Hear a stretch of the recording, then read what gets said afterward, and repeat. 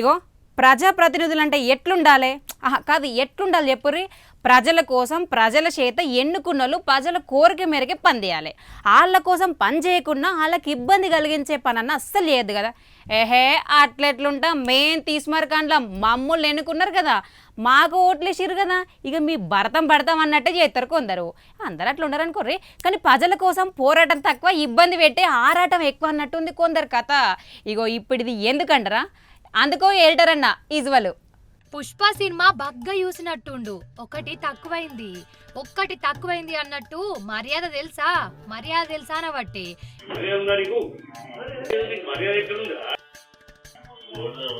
మర్యాద అంటే మనిషిని చూస్తే ఇయ్యాలే గాని నువ్వు అడిగితే ఇచ్చేది కాదు సారు.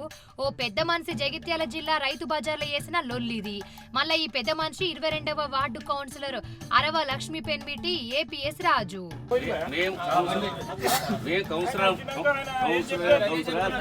సంజయ్ డాక్టర్ సాబ్ చెప్పాడు, మేము వచ్చి చూస్తున్నాం ఎవరెవరికి లైసెన్స్ ఉన్నాయి, ఎవరు లేవు.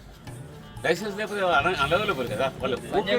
అగ్గో వచ్చింది కారు, యూటర్న్ తీసుకుంటాండు. వామో గుద్దిండు, అక్క పడ్డది. ముందుగాలటి సందే నడుతున్నట్టుంది పంచాయతీ. రాత్రే వచ్చినట్టుండు. పంచే కట్టుకుని కాటనంగి వేసుకుని నడుము మీద చెయ్యి బట్టి పటేల్ సాబు లెక్క నిలుసుండు గాని డొల్లే. మొత్తం ఓవర్ యాక్షన్ అనబట్టే ఆడున్నోళ్ళు.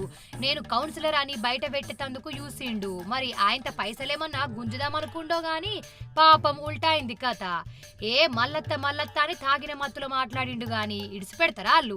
ఎటు పోతావు, ఇదంతా ఏంది అని అడిగిండ్రట. తప్పు చేసినప్పుడు కౌన్సిలర్ అయితే ఏంది, అలా తాత అయితే ఏంది అన్నట్టు గట్టిగా అడిగిండ్రు. పోలీసులకు ఫోన్ కొట్టిండ్రు. మరి తాగొచ్చిండట, చెయ్యరా ఇక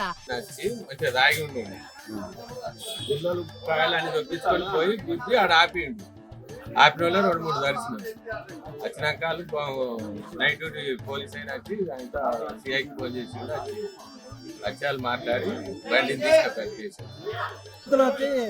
రాత్రి చూటికి కొద్ది మంచి వెనుక ఎక్కింది. మంచి అటు ఉరికింది, లేకుండా చచ్చిపోతుంది. వాళ్ళలో కమిటీలేరు, వాళ్ళ భార్య కమిటీలేరు.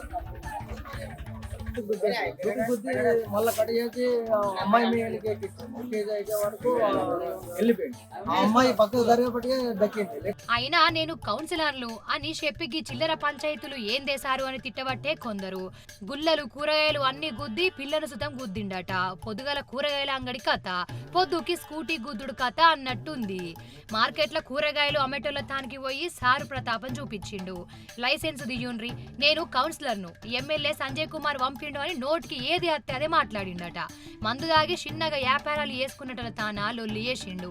ఆఖరికి పోలీసులు వచ్చే వరకు లొల్లి సల్లబడ్డది.